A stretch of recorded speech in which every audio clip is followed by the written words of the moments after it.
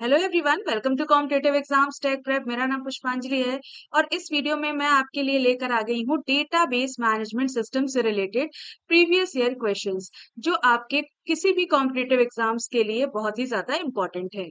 ये स्पेशली हमारा UGC net तो जून 2026 के लिए हम डिस्कस करने वाले हैं। इसके अलावा भी जो भी आपके कॉम्पिटिटिव एग्जाम्स कंप्यूटर साइंस से रिलेटेड होते हैं, उसके लिए भी ये वीडियो बहुत ही यूजफुल है। तो पूरा एंड तक इसे देखिएगा और अभी तक आप मेरे चैनल पे जुड़े नहीं है तो जुड़ जाइए, कर लीजिए चैनल को सब्सक्राइब और बेल आइकन को प्रेस कर दीजिए, जिससे आने वाली वीडियोस की नोटिफिकेशन आपको मिलती रहे और ऐसी यूजफुल वीडियोस आप देख पाए। तो चलिए स्टार्ट करते हैं अपने फर्स्ट क्वेश्चन से। हमारा फर्स्ट क्वेश्चन है, 3NF is based on the concept of। 3NF की बात की जा रही है, यानी थर्ड नॉर्मल फॉर्म की बात की जा रही है। पूछा जा रहा है आपसे 3NF जो है वो बेस्ड है किस कॉन्सेप्ट पे। आपके ऑप्शंस हैं functional dependency, closure dependency, transitive dependency या फिर नॉर्मल डिपेंडेंसी। तो कौन सा आपका सही आंसर होगा? 3NF को हमने, अगर आपने पढ़ा होगा डीबीएमएस में, तो 3NF यानी थर्ड नॉर्मल फॉर्म क्या होता है। थर्ड नॉर्मल फॉर्म आपका किस कॉन्सेप्ट पे बेसिस है? तो थर्ड नॉर्मल फॉर्म में हमारा क्या होता है, सबसे पहले तो जो हमारा रिलेशन है, यानी जो हमारा टेबल है, वो हमारा कैसा होना चाहिए, 2NF में होना चाहिए।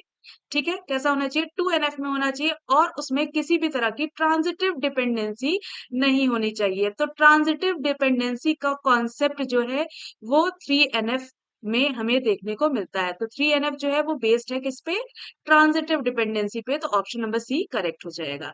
ठीक है, तो इसमें आप आंसर भी इसका देख सकते हैं कि आप क्या है, a relation is in third NF कब होगा, जब आपका कोई भी ट्रांजिटिव डिपेंडेंसी हमारी नहीं होती है फॉर नॉन प्राइम एट्रीब्यूट्स। किसी भी नॉन प्राइम एट्रीब्यूट्स के लिए हमारी ट्रांजिटिव डिपेंडेंसी नहीं होनी चाहिए और टेबल हमारा कैसा होना चाहिए, सेकेंड नॉर्मल फॉर्म में होना चाहिए। तो वो थर्ड नॉर्मल फॉर्म में होगा। आगे बढ़ते हैं सेकेंड क्वेश्चन पे। सेकेंड क्वेश्चन हमारा, which form have a relation that contain information about a single entity। तो सिंगल एंटिटी के लिए कौन सा आपका इंफॉर्मेशन जो है वो आपका कंटेन करता है। तो आप देखिए, सिंगल एंटिटी को कौन सा शो करेगा। तो कौन सा नॉर्मल फॉर्म होता है जो आपका किसी भी टेबल में एक सिंगल एंटिटी को दर्शाता है। अब देखिए, 4NF जो है वो आपका ऐसा है जो आपका मल्टी वैल्यू डिपेंडेंसी को हटाता है ना।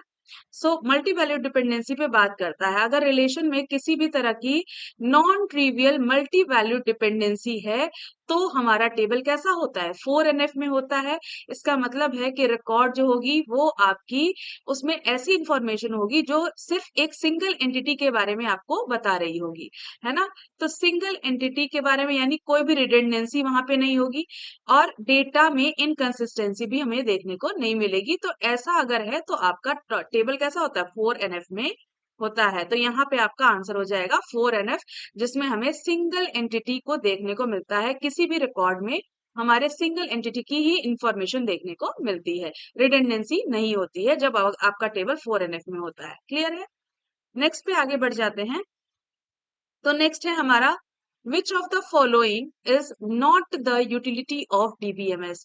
यानी डीबीएमएस की कौन सी यूटिलिटी नहीं है। पहला ऑप्शन है आपका बैकअप। देखिए, डीबीएमएस में आपका बैकअप का कॉन्सेप्ट होता है क्योंकि डेटा का बैकअप हम ले सकते हैं। ठीक है, लोडिंग यानी डेटा की लोडिंग भी हम करते हैं या फिर डेटा को इंपोर्ट भी करते हैं हम डीबीएमएस में। प्रोसेस ऑर्गेनाइजेशन, प्रोसेस ऑर्गेनाइजेशन आपका ऑपरेटिंग सिस्टम करता है। ऑपरेटिंग सिस्टम का काम होता है प्रोसेस को ऑर्गेनाइज करना, प्रोसेस को शेड्यूल करना। ठीक है, तो ये आपका काम डीबीएमएस नहीं करता है। तो थर्ड वाला आपका हो जाएगा, अ, जो है आपका नहीं होगा, नॉट अ यूटिलिटी। ठीक है, फाइल ऑर्गेनाइजेशन। फाइल ऑर्गेनाइजेशन आपका क्या है, आपका फाइल को ऑर्गेनाइज किया जाता है डीबीएमएस में। तो ये भी करेक्ट है। ठीक है, तो आपका आंसर हो जाएगा ई, यानी नन ऑफ द अबव। यानी आपसे पूछा जा रहा है पहला दूसरा चौथा, ये नहीं हो सकता है। पहला दूसरा तीसरा, ये भी नहीं हो सकता है।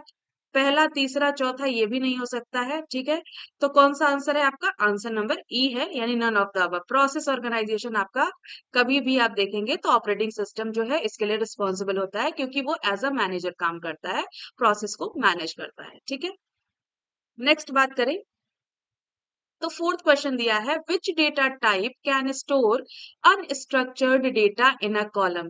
तो कॉलम में अनस्ट्रक्चर्ड डेटा को स्टोर कौन सा डेटा टाइप करता है? पहला ऑप्शन आपका है रॉ, दूसरा है आपका न्यूमेरिक, तीसरा है varchar और more than one of the above, none of the above. तो देखेंगे unstructured data. So unstructured data को अगर आपको कॉलम में स्टोर करना है तो आप हमेशा रॉ डेटा टाइप को यूज करते हैं, तो ऑप्शन नंबर ए करेक्ट हो जाएगा। ठीक है, सो ऑप्शन नंबर ए को हम सेलेक्ट करेंगे। ठीक है, नेक्स्ट आ जाते हैं question number 5। In a relational table if a relation R is in BCNF then which of the following is true about relation R? So अगर BCNF में आपका रिलेशन है, यानी आपका टेबल अगर BCNF में है, तो आपका क्या पूछा जा रहा है कि कौन सा इसमें से ट्रू हो जाएगा? तो पहला ऑप्शन देख कह रहा है R is in 4NF, यानी रिलेशन जो है वो 4NF में है। R is not in 1NF, यानी जो रिलेशन है, जो हमारा टेबल है वो 1NF में नहीं है। R is in 2NF, not in 3NF, R is in 2NF and 3NF। तो देखते हैं BCNF की बात करें तो BCNF जो होता है हमारा, इसे हम और एक नाम से जानते हैं। BCNF को हम कहते हैं 3.5NF। ठीक है, यानी ये आपका 3NF से थोड़ा सा एनहांस वर्जन होता है, उसके उससे ज्यादा एडिशनल फंक्शनैलिटी आपकी BCNF में होती है, तो इसे हम 3.5NF भी कहते हैं। तो 3.5NF यानी आप देखते हैं कि कोई भी आपका नॉर्मल फॉर्म में कभी भी रिलेशन आपके किसी भी नॉर्मल फॉर्म में जब होगा, तो वो कंडीशन होगी कि उसके पहले के नॉर्मल फॉर्म्स में वो ऑटोमेटिकली होगा। यानी ये आपका 3.5NF जो है वो 1NF में भी होगा। ठीक है, 1NF में भी होगा, 2NF में भी होगा और 3NF में भी होगा। ठीक है, तो यहाँ से ऑप्शन हम जब सेलेक्ट करेंगे तो R इज इन 4NF, ये गलत हो जाएगा क्योंकि 3.5NF के बाद आता है 4NF। R is not in 1NF, भाई 1NF में नहीं होगा तो 3NF 3.5NF यानी BCNF में नहीं हो सकता है। ठीक है, R is in 2NF, not in 3NF, ये भी गलत हो जाएगा। R is in 2NF and 3NF बिल्कुल करेक्ट हो जाएगा, तो ऑप्शन नंबर डी आपका करेक्ट हो जाएगा। ठीक है, तो यही कहा जा रहा है कि जब आपका BCNF में होगा तो वो 1NF में भी होगा, 2NF में भी होगा और 3NF में भी होगा। ठीक है, नेक्स्ट बात करें मैच लिस्ट 1 एंड लिस्ट 2। तो पहला लिस्ट दिया हुआ है BCNF, तो मैच कराना है आपको। BCNF में हमने देखा कि 3.5NF होता है ये, है ना? तो 3.5NF यानी BCNF की क्या कंडीशन होती है? इसमें आपका कौन सी कंडीशन होती है कि ये हमेशा आपका डिपेंडेंसी प्रिजर्विंग नहीं होता है। तो BCNF जो है वो आपका हमेशा डिपेंडेंसी प्रिजर्विंग नहीं होगा। 3NF में हम ट्रांजिटिव डिपेंडेंसी को रिमूव करते हैं, तो ट्रांजिटिव डिपेंडेंसी रिमूव हो जाती है 3NF में। 2NF में हम देखते हैं कि 2NF की कंडीशन क्या होती है कि पार्शियल फंक्शनल डिपेंडेंसी को ये रिमूव करता है। ठीक है, 4NF जो है वो आपका मल्टी वैल्यूड डिपेंडेंसी को रिमूव करता है। तो इसमें देख लीजिए A का 2 हो जाएगा, A का 2 है और B का आपका है 3। A का 2, B का 3, आप देख सकते हैं कहाँ पे है, A का 2, B का 3, फिर C का 4। तो ये वाला ऑप्शन आपका ऑप्शन नंबर C करेक्ट हो जाएगा। ठीक है, तो वही आपका दिया हुआ है कि टेबल जो है वो 1NF में होता है, तो वो डिप्लीकेट डेटा को एलिमिनेट करता है। 2NF में वो फुली फंक्शनल डिपेंडेंसी के कॉन्सेप्ट पे काम करता है और पार्शियल फंक्शनल डिपेंडेंसी को रिमूव करता है। 3NF में आपका क्या होता है, सेकेंड नॉर्मल फॉर्म में होता है और कोई भी ट्रांजिटिव डिपेंडेंसी एग्जिस्ट नहीं करती है रिलेशन में। ठीक है, 4NF में अगर होगा तो वो आपका क्या होगा, 4NF रिमूव करता है मल्टी वैल्यू डिपेंडेंसी को। BCNF जो है वो आपका, इसको 3.5NF भी कहते हैं और ये आपका हमेशा डिपेंडेंसी प्रिजर्विंग नहीं होता। ठीक है, नेक्स्ट आते हैं, नेक्स्ट भी आपका मैच द फॉलोइंग है।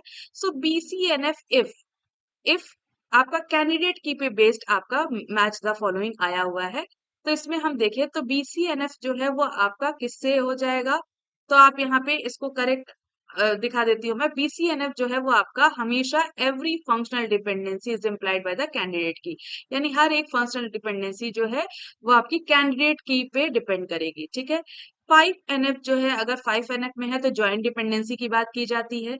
1NF में है तो हमेशा क्या होगा, डोमेन। ठीक है, तो 1NF वाला आपका हो जाएगा all underlying domain constant scalar values only, और 4NF में अब every multi value dependency is implied by the candidate key. अगर आपको 5NF के बारे में पता है, 1NF के बारे में पता है तो आप इसको आराम से कर सकते हैं। तो 5NF क्या हो जाएगा? 5NF आपकी जॉइंट डिपेंडेंसी की बात करता है। BCNF जो है वो आपका फंक्शनल डिपेंडेंसी की बात करेगा। ठीक है, तो ये आपका ऑप्शन हो जाएगा, ए का हो जाएगा आपका 4। ठीक है, ए का 4 हो जाएगा, बी का हो जाएगा आपका 1। ठीक है, ए का 4, बी का 1, तो ऑप्शन नंबर डी करेक्ट हो जाएगा। अब आ जाते हैं नेक्स्ट पे। तो व्हाट इज डीबीएमएस? तो डीबीएमएस क्या है? ये बहुत ही सिंपल सा आंसर है। तो डीबीएमएस क्या है? Collection of queries? नो।